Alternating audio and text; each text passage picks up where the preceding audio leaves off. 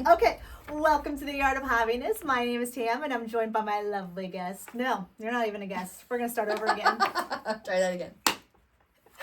Welcome to the Art of Hobbyness. My name is Tam, and I am joined by my lovely co-host, Erin Shimone. Woo-hoo. Happy New Year, Erin! Happy New Year. So happy to be back again. Yes! 2025. Looking exciting. It's our first recording session in the new year, which will mark our first official full year, because I plan to take this to the whole year. I hope you are too.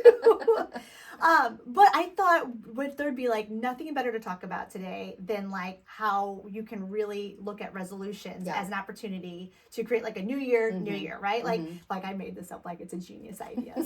Somebody invented it like trillions of years ago, and I'm like, no guys, this is a totally new concept. But I think instead of resolutions, we're thinking about more of intentions, right? Yes. Intentions for the year, because I think resolutions are out, intentions are in. Yes. Oh, I like that. I want the old, I want the new. I want intentions.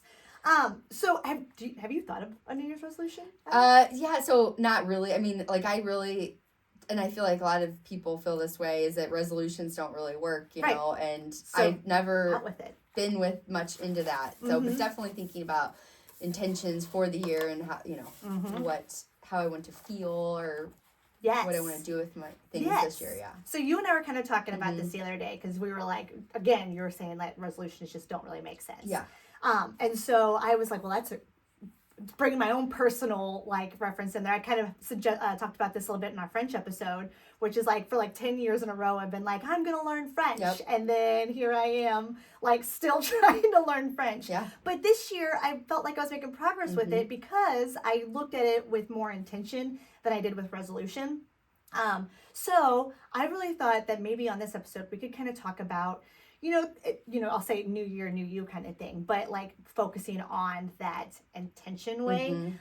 And I kind of did, I know when you and I were originally talking about it, we were like, well, what does that even really look like? Like, how do you figure that out? So I did some research, and I feel like I've come up with like a plan or a strategy that you and I could work on for this going year. And I feel that we could also share this with our guests. All right. Sounds great. And our audience. So the first thing would be is reflecting on the past year. So there's two different camps, we'll say. So the first camp would be like people like you and I, people who have already kind of started dabbling into this idea of intentions of self-care, which is typically our priority, hobbies and self-care, right? Take a look at the past year, what you worked on, what worked for you versus what didn't work for you, right? So start like, go get yourself a diary. If you ever wanted to just buy a diary, here's the time. Buy a diary, get yourself a cute pen, and then on first page, just make a list of like pros and cons, like what worked for you as far as focusing on hobby and self-care versus what didn't. And just start there, right? And that list can include like actual physical hobbies that you try to do or self-care that you try to do, or maybe even just strategies on how to implement that, right? Like just get it all out there, brain dump. For our folks who haven't tried to do self-care and hobbies, you can also do this. For you, it will truly be more probably focused on what brought you joy in the year versus what felt like a chore in the year, right? So I feel like kind of go with it on that mindset, and don't make yourself feel like you're not doing enough if you just got like 2 or 3 things on either side. That's a great starting point. Definitely. Even just 2 or 3 things on either side. So that's step 1, right? I love that. I love that idea. And do you want to break down how your last year went? Just as So I'd love to hear. Well, I mean, I guess if I'm kind of reflecting, so like I put my pros and cons. Was I feel like in my pros list is accountability. That was a big one, and that's really where our podcast stemmed from, right? I feel like you and I, we spent, I don't know, we'll say countless numbers of brunches going, we want change, and then we would just do it again next Sunday because we just never had or we never had intention, right? Like we knew something was lacking for us, but we just didn't have a direction for it. We just didn't know where to start, right? And then you and I decided to kind of hold each other accountable via this podcast to create it essentially like a living diary for us, right? So I would say that was kind of the first thing that I put on my pros list was accountability. The next thing I put on my pros list was making the time for it. I feel like once I had the podcast and, we did kind of involve Pat, and kind of helping us, my husband, with like the sound and everything on that and production, I feel like that also kind of helped me and him have conversations about putting this time on the calendar. And I really do feel like you even see that with my French lessons, that having that actual reserved time just changes things. Like it makes you take, again, accountability for that time. My cons I think I still struggle with doing something that's purely just for me. I think I still find ways to always include, especially my daughters. I think anybody who listens to the show knows that that's like my biggest kryptonite is my daughters. I think I do want to find something that maybe is, I don't want to say solely mine, because even that hurts me. I'm like, let my babies in. But I do feel like I want to try to make sure that, like, when I'm trying new things, that it really is for me and bringing me joy, and not, I think Lennon could be into this too, or I think June can be into this. I think that would probably be one of those things that I would want to work on. And then I think also just getting past, I think sometimes I also feel like I hold back if there's like a dollar value to a hobby. Like, I think I'm still kind of nervous to dive full in, to like buy all the bells and whistles to make a hobby like truly, I'll say easy, because I think I've learned that if you have the right tools, then it's more enjoyable. Maybe it's more enjoyable than trying to makeshift with some tools. So I think I want to try to get over that. Like, maybe like looking at my budget and finding ways to make sure that that's a little bit more a part of the thought process. Yeah. What about you? Yeah, that's awesome. I definitely agree about the accountability and the making time, like setting the time. And over when we started, it was a lot harder to ask for the time as an individual, but it's gotten a lot easier. And I agree, like just having those that communication with my spouse, Adam, it's I feel a lot better about that. So that's like been a huge change. So I agree with both those two as well. I think I'd like to add to that is I have appreciated like the community building that we've had through the podcast and through just meeting different people and connecting with people on that level, because I don't feel like I have another really outlet for that, and so I've really enjoyed that. So definitely like prioritizing continuing to build community in 2025. And then I think my other like big intention is to like have more fun and be like, we were talking about this a little bit off the camera, but being more of a yes person and just being more spontaneous and having more fun and not worrying about the details as much. So those are like I think my two of my big intentions for 2025 would be community building and like, focusing on being more spontaneous and having more fun. So I forgot, you're right. We did talk about, what was that, the Jim Carrey movie where it's like, yes, yes, ma'am. Yeah, I agree. Yeah. Like I found that over the course of doing this podcast and trying new hobbies, I've found that I've, where prior to this podcast, I would have said that I was somebody who hated being a newbie at something, because I like being a resource for others. Like, I really enjoy that. And I think I felt in being that resource, you had to be like years of experience into something in order to be valuable to somebody when having a conversation, or somebody who's wanting to learn something.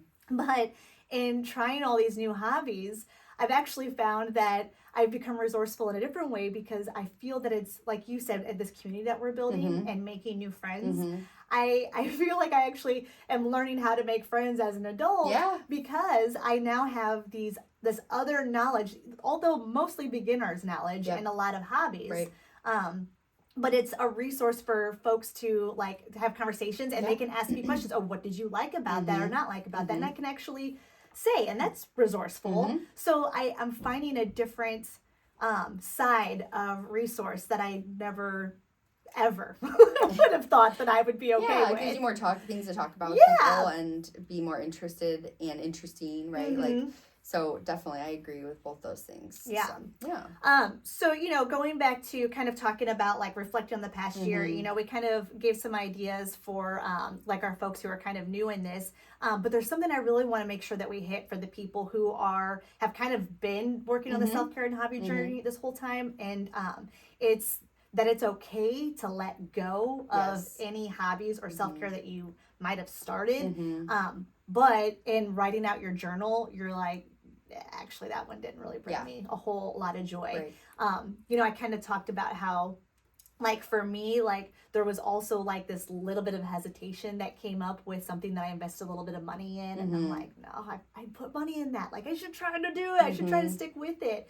But I think what I've learned, and I think what I can share with our listeners is it's try not to focus on that piece, because what I think you should focus on, and what I felt like I've tried to focus on, is the skill set that it gave me and the experience it gave me, and what it did for me at that point in time. I feel like, some hobbies and self-care are just there to help you through maybe just like a very difficult time, or maybe, you discovered a hobby that just kind of helped you,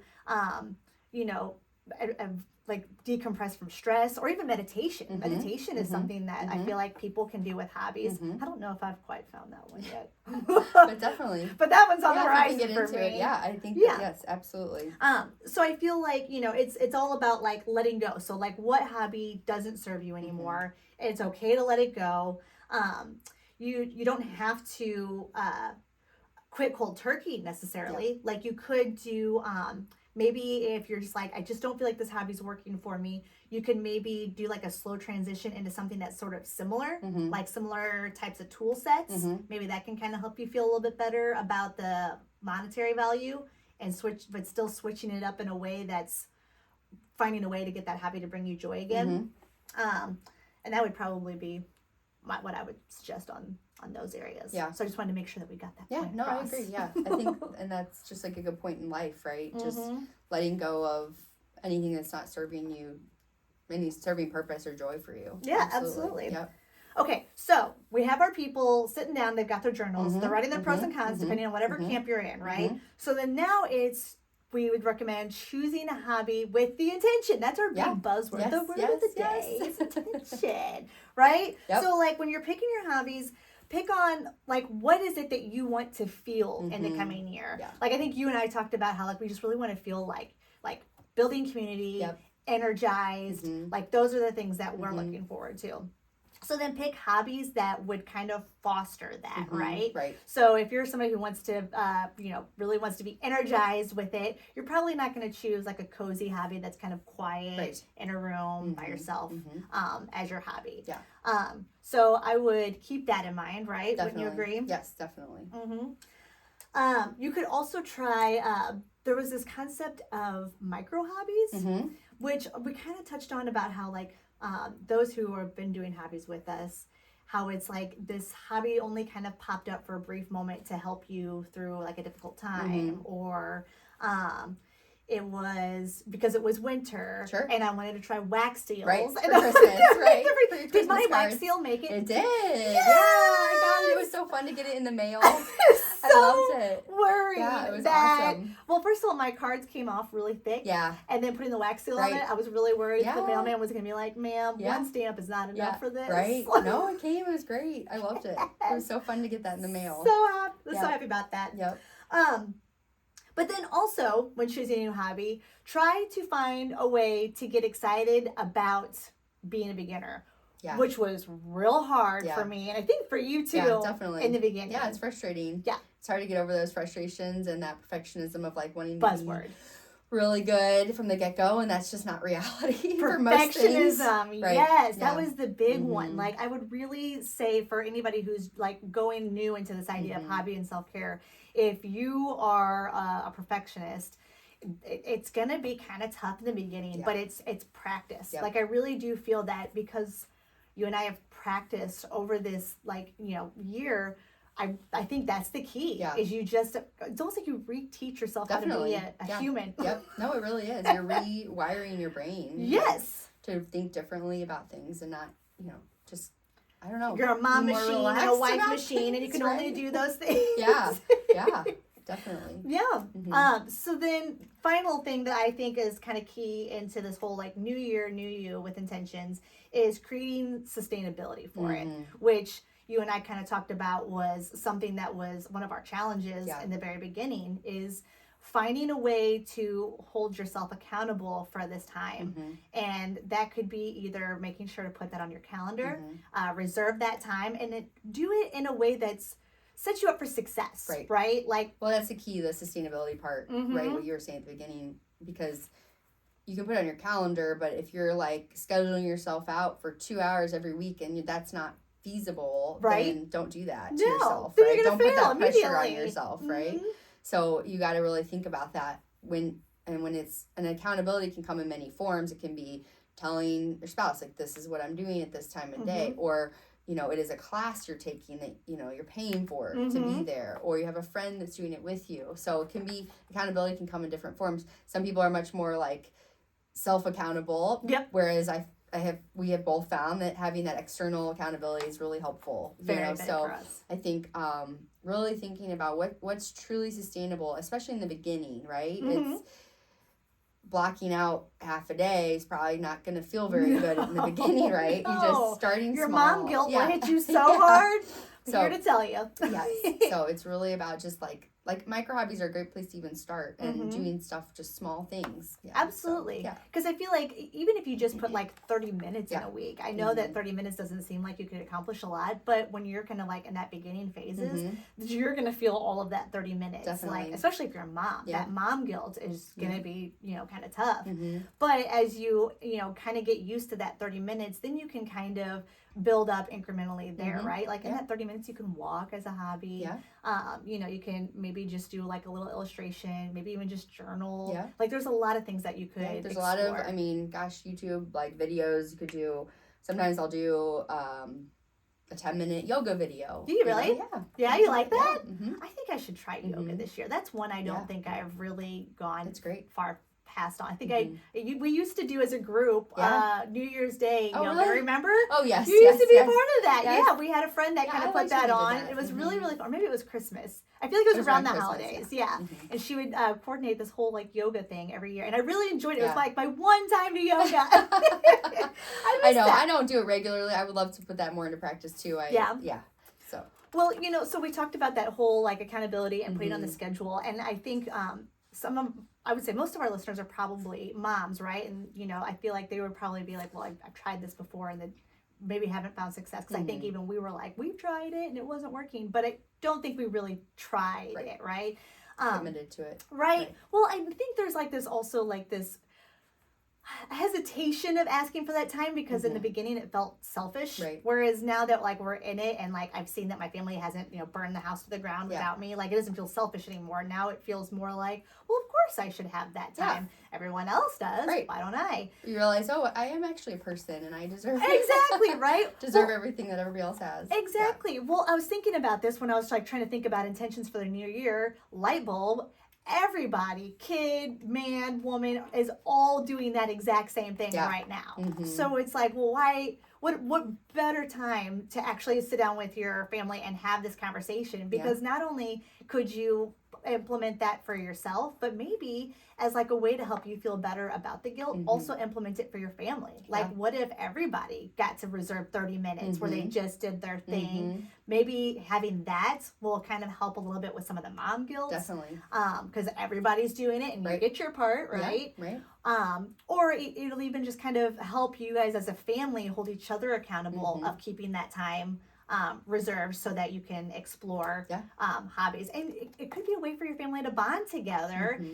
You might find hobbies that you guys want to do together. And you might find hobbies that you want to do separately. Yeah, but then you have something to bring back to the table to share with them and talk to them about. So new conversations for your family. Like, I don't know about you guys, but before Hobbies, I really didn't have a whole lot to talk to my partner about. It was just kind of like, what's going on with the house? What's going on with the kids? What's going on with work?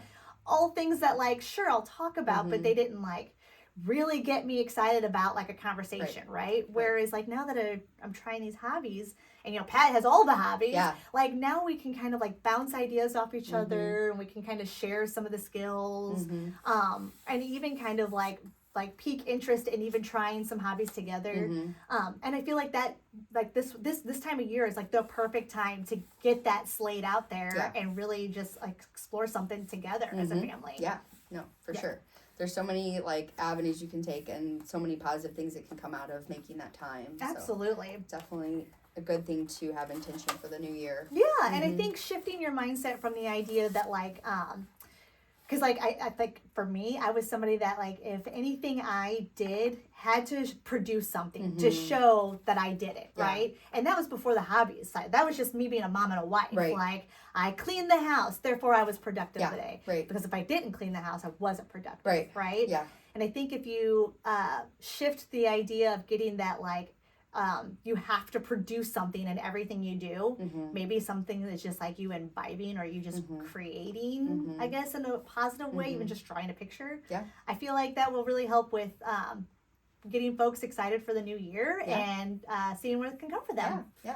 What do you think, Erin? Do you like the new year, new intentions? Yes, I love it. I love it. It's so good to just reset and think about these things and have some time to reflect on last year and the new year coming forward. So I agree. Yeah. I am very thankful. If I think about things I'm thankful for, I'm very thankful that I had you this year, Erin. Because you were really, really key in like helping me go on this journey. Like just sitting there talking with you all the time, bouncing ideas off with you. I feel that in this new year, my intentions with you is to find as many best friend necklaces and bracelets, and I'm just gonna just cover you in them, and just mark my territory essentially. But I just truly want you to know how grateful I am that you've been there for me to support me in this, because I really do feel like I'm starting this year as a very different Tamara, and I'm very excited for this Tamara, and I feel like this Tamara, I feel like Jim Carrey, Yes Man. And I just don't feel like I would have had that had I not like had you kind of holding me accountable for that and challenging me throughout the entire time. Because I know there were times where I would slip back into like the complacent and you were like, no. Think of it this way, Tamara. Yeah. So I love you, man. Oh, I love you too. So well, 2025. 2025. Everybody, get on board with us. Help, self-care, hobbies. I promise you will not regret this journey. Give it a shot. Go for it. This is your new year. This is the new year. The best intentions. Only the best intentions. Send us a message. Let us know what your intentions are for this year. We'd love to hear them. Yes. It helps us stay motivated. We'd love to connect with you on socials. So, All right. I think we're good. All right. Well, thanks for listening. Happy New Year, everyone. Happy New Year.